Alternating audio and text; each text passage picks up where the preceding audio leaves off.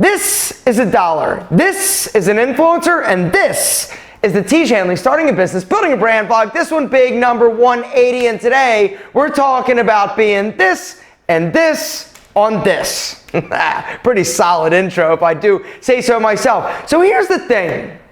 Many years ago, when I started YouTube, it was back in 2008, there was no idea, there was no word for influencer. This is a new term that I think marketing agencies sort of have developed over the course of the past like 6 years, maybe 5 years.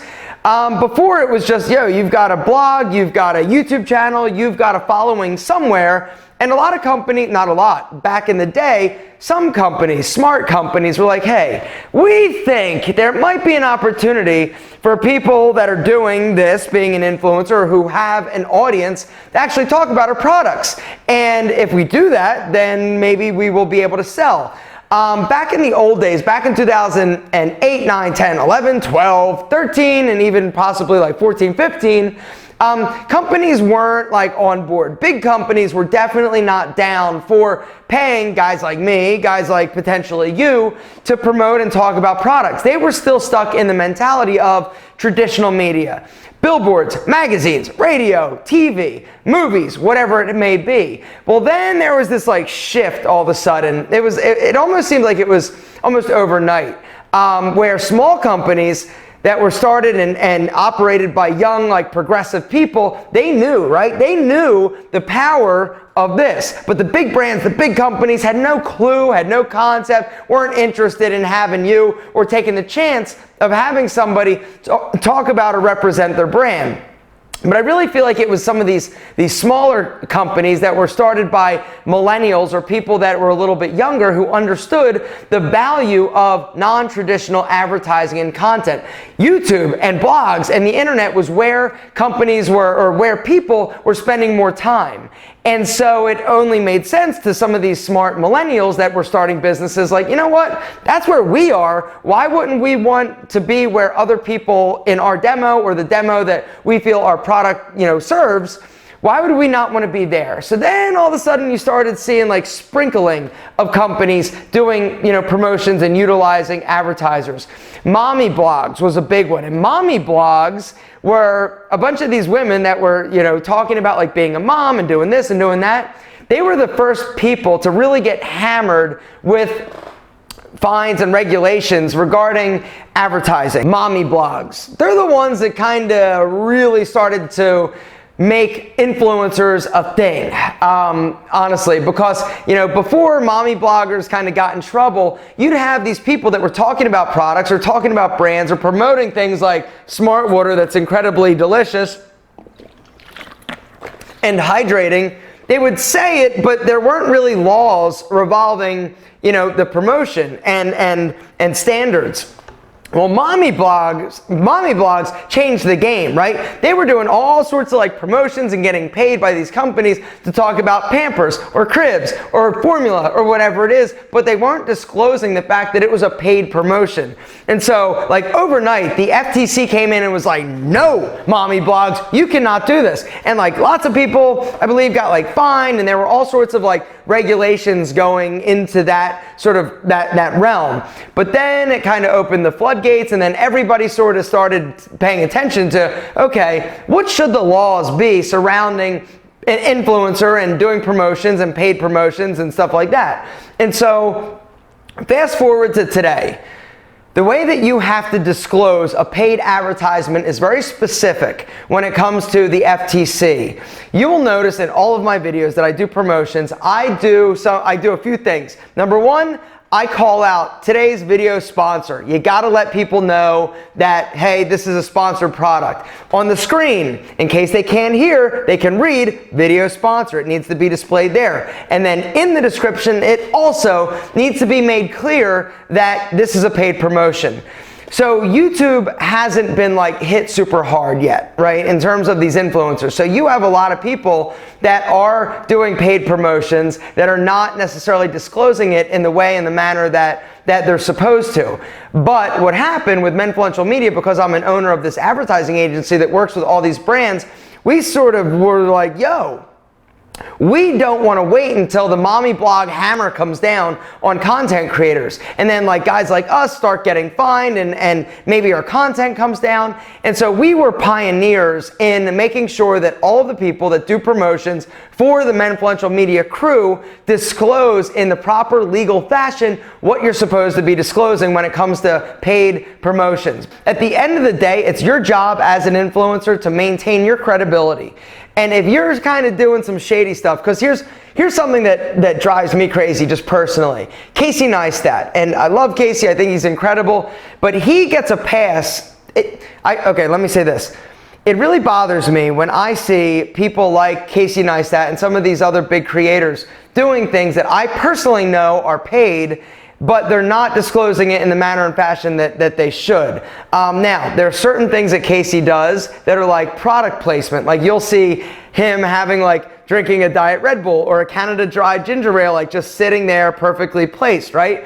Casey's such a freak about blacking out like logos of things that he's not promoting, but then he does these like promotional like placements, and that's fine. You know, I guess it's fine. I don't know what the laws are regarding that. Anyway, he's done some other things that I know were paid promotions that he doesn't actually disclose. And it kind of bothers me, the fact that, you know, there are certain people out there that are not being, in my opinion, completely truthful, transparent when it comes to advertising. And then there are people that do it the right way, which now I'd like to talk a little bit about how you make money as an influencer. So basic foundation and formula looks like this. You start doing something that you love, you develop a following. You maybe start a blog, a YouTube channel, an Instagram account, a Facebook page, whatever, a Twitter, like I've said Instagram. You start putting out content, people start liking your content and actually, you know, want to see more of it. At this point, you're an influencer. That is like the technical sort of breakdown of what an influencer is. You're doing something, what you say has influence, or you have a following over other people. This is where the term like influence comes from, or the influencer comes from. I hate the name, by the way. I think that name influencer is kind of like, I don't know, I think it's kind of dirty a little bit. Like I feel like it's dirty because, you know, when I started doing YouTube, and this is one tip I will give you, when you're starting to do YouTube or put out content, you should not do it for the money, because here's the thing.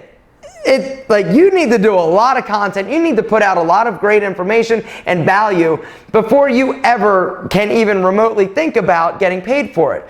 One of the big mistakes and things that I see that drives me a little crazy is when people, I know that they're starting, you know, this process of being content creator and an influencer to be an influencer. They want to make money because they hear the stories of people, you know, making millions of dollars through brand deals or selling product or merchandise or whatever it is. And I think at the fundamental core of being a content creator, it needs to be for the right reasons, because people can tell when it's not. But that being said, I know that a lot of people, I know that one of the top jobs that young people say that they want to be is an influencer. And I think we're going to see, I think it's dangerous, to be completely honest. It's also really hard, right? To make a living as a influencer is challenging. You need a lot of followers. You need a lot of people sort of hanging out and wanting to consume your content in order to make any money.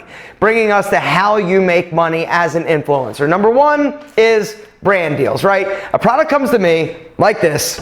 For the record, they're not a sponsor, I wish. They'll come to me and be like, hey, will you promote this product and we will pay you to do so. You link down below, offer a discount code, and the answer is depends on the product. Which brings us to another point. You need to be super freaking disciplined when it comes to promoting products. You need to make sure, critically important, you hear me when I say this, you need to make sure that the product you're talking about or you're promoting is true to you, you believe in, you love, it is right for your audience. And when you first start, right, the money's gonna be little, right? It's gonna be like, hey, I'll give you $100, and when you first get a brand deal like that, you're like, hell yeah, somebody wants to pay me to do this. It's amazing, it's intoxicating. It's like, are you kidding me? This is amazing. I've said amazing 27 times because at the end of the day, it's amazing.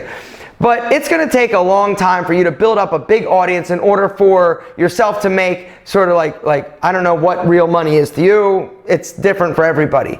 The other way you can make money by being a content creator is creating content and getting ad revenue, whether or not that's on YouTube. YouTube pays you a percentage of the ads that are shown on your video, or you're a blogger and you have like ads that show up, like ad space and stuff like that. But with that, it's a numbers game, right? You need a ton of traffic. You need a ton of views in order to make money. Most of the time, one brand deal, one sponsored post will make more money for the content creator, you, than all months worth of advertising. Like typically that is the case. Being an influencer is still kind of the Wild West. It was really the Wild West like 2 years ago, right? Companies were just like, hey, if you've got a lot of subscribers, if you've got a lot of followers, here's a ton of cash in order to promote our product. And here we go. Okay, when they didn't really know how to track, and so these companies wasted a lot of money. And what they found is that now you can track. It's very, very easy, not very easy, but if you've got the systems in place in terms of a business, when you're doing a promotion, you can track the amount of traffic, you can track the amount of customers, you can track the dollar amount that you're making.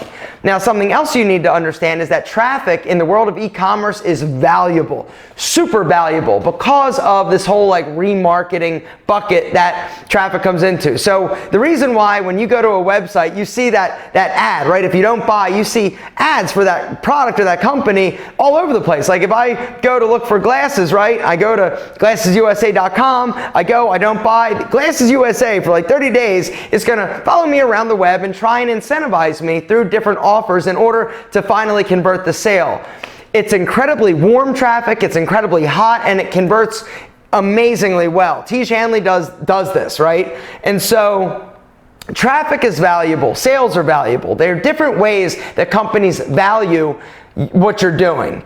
But at the end of the day, companies now can track a lot better than they could like 2 years ago, 3 years ago. And so what happened is a lot of these influencers back in the day were getting like big deals and being paid a lot of money. But then as the sort of the dust settles, these companies are like, wait a second, you're not worth $5,000. You're not worth $10,000. You're not worth $50,000. You're worth like, I'll give you $1,000, right? And so now you're seeing a lot of brands that have more information coming to influencers and being like, I'm not willing to pay you this just because you think you're worth this. And so, you know, the market will dictate a lot of times what you are going to be paid and what you're worth. Now, unfortunately, there is no easy way to calculate. In the old days, these companies were paying based on like impressions, like thousands of impressions. Like, I'll pay you $3 per 1,000 impressions.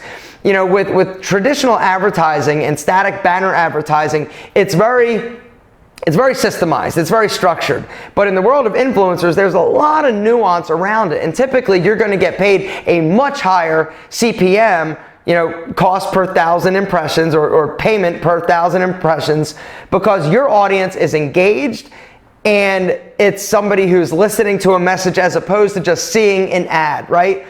Video. Content that you're actually engaged with in this manner is so much more effective than just seeing an ad on the side of a website that you're looking at. At the end of the day, follow your passion, follow your dream, do what you want to do in terms of content. Put out content that you're proud of, that you love. Don't worry about the money. If you do it for the right reasons, if you put out and create content because you want to create content, you've got a message to share with people, the rest will take care of itself. You'll figure out ways to monetize. Some other ways to monetize is coming out with merch or products, right? Tiege Hanley, product. Pete and Pedro, like, they're all products.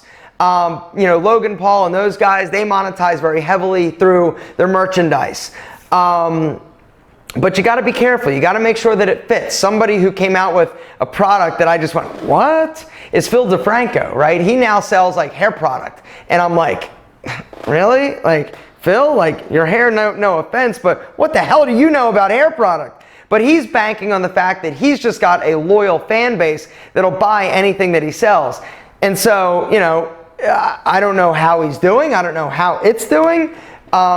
But, you know, in my opinion, you really need to be disciplined and create products that are right for you and your audience. Affiliate. You can also do affiliate deals where any company, it doesn't matter who it is, if you want to talk about it and they go through a link, an affiliate link, and they buy and you get a little percentage of a commission, any company would love for you to be an affiliate because it costs them $0 in order to test you. And there's no risk for them. It's like, hey, I'll give you a commission, I'll give you a cut, I'll give you whatever if you want to talk about our product. Amazon, that's a very common affiliate program where you go on, you become an affiliate, and then you basically can link to anything you want to recommend. But most companies do have affiliate programs.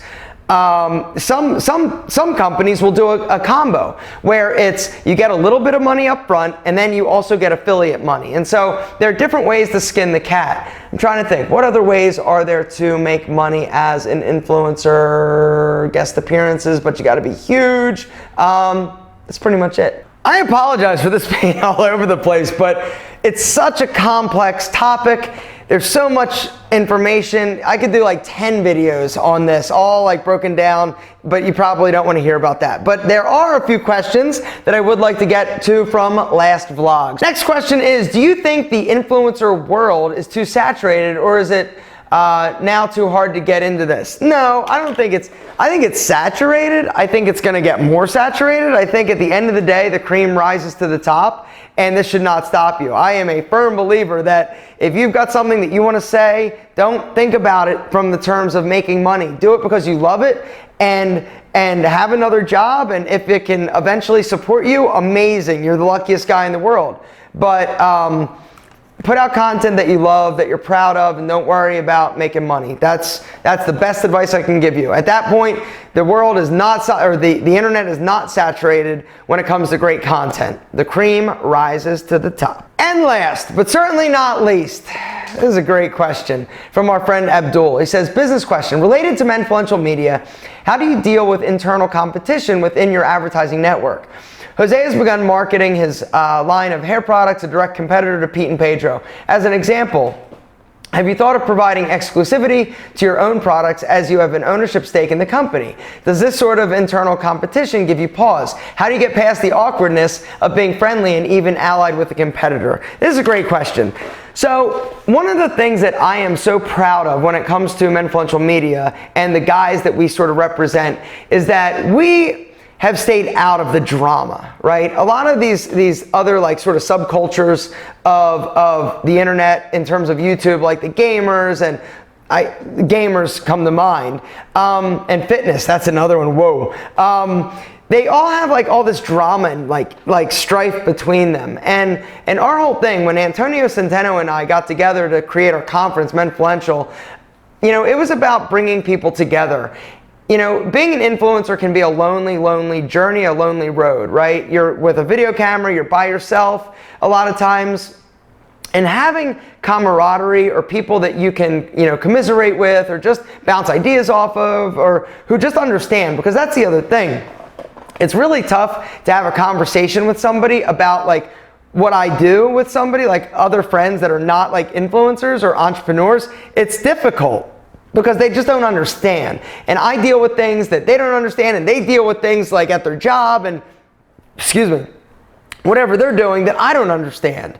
And so having people that understand, it's like, you know, sometimes Antonio will just call me and be like, oh my God, and he'll tell me what happened, like, oh, I put the wrong thumbnail, and it's like, oh no, like you can empathize with them. In terms of Jose and his hair product and his everything, like, it's not, I don't see it as competition, to be completely honest. I think that you just need to be careful, right? One of the things that you need to be careful of is don't stretch yourself too thin. It's okay to pass on opportunities. And, you know, in terms of Jose and his hair product line, I got no idea how much business he does. And quite frankly, I don't care. It doesn't affect Pete and Pedro. It's, you know, Pete and Pedro, I've been doing this since 2013. It's a company. It's not like, hey, buy my hair product and doing like a quick flash sale. You know, Jose doubled down on the essentials line of clothing, and he's done incredibly well with that. That's like kind of like his baby. And then he started like, hey, if I can sell this, let me sell this, and let me sell this, let me sell this, which makes sense, right? I also say to my friend Antonio Centeno is, you make hay while the sun is shining, right? It's a saying a lot of people have said and heard, and it's true. If you've got an opportunity, the opportunity is now. I have no idea what's going to happen tomorrow. I have no idea what's going to happen next week, next month. You got to do what you got to do. And you know, if he feels there's an opportunity to sell his audience his product, and you know, he can do that and make a little bit of money, then hey, good for him. Maybe it'll be crazy successful. But the other thing you need to be careful of with you know, promoting a lot of products like an influencer does, like I do or he does, is you need to be careful. In my mind, how do you, like, it'd be hard. Say Jose wants to come out with a skincare line, right? For 3 years, he has been promoting Tiege Hanley, Tiege Hanley, Tiege Hanley, Tiege Hanley, Tiege Hanley. And as an influencer, that's your job. It's your job to get excited and promote these things. How do you pivot and make a left turn to promote your own, right? It's like, oh, Tiege Hanley's awesome, Tiege Hanley's awesome. Then you come out with your own, like, that's not good. Like, your credibility's at stake. And once you go down the rabbit hole, like, honestly, in my opinion, like, you know, a lot of the YouTubers that do hair, they have a hair product. You know, and it makes sense. It fits their demo. Jose's never really talked about hair. It's kind of like Phil DeFranco. He's got great hair. He's talked about, you know, hair hacks and stuff like that. But in terms of like being a hair influencer, you know, it makes much more sense for, you know, Dre Drexler and Blumon and, you know, Emil and Rasmus, like these guys that focus on hair to do it. Now, when I started Pete and Pedro, I was one of the few influencers out there. Back in 2013, there wasn't much hair content out there. There weren't many hair products. There was Hans de Foucault, and this was like, and then I think Slick Hair started, and then I started Pete and Pedro. Since then, a lot more have come up. And in terms of like, you know, any awkwardness between, there's no awkwardness at all. It's everybody's real supportive in our little niche and community. I'm sure that in other communities, it's not that way. With us, it's like, hey, you know, do your thing, brother. Rock and roll. Everybody's pretty awesome. You know, of course, we have little conflicts here and there, but at the end of the day, you know, we all feel lucky. We all feel, you know, wonderful that we can do this for a living. And, you know, how you choose to do it, how you choose to monetize it, if you choose to monetize it, it's your prerogative. It's up to you. But at the end of the day, the number one thing you need to remember is be honest to your audience and be true to yourself. Guys, that's where I'm wrapping it up. We love you more than our double monk strap shoes, and we will see you next week.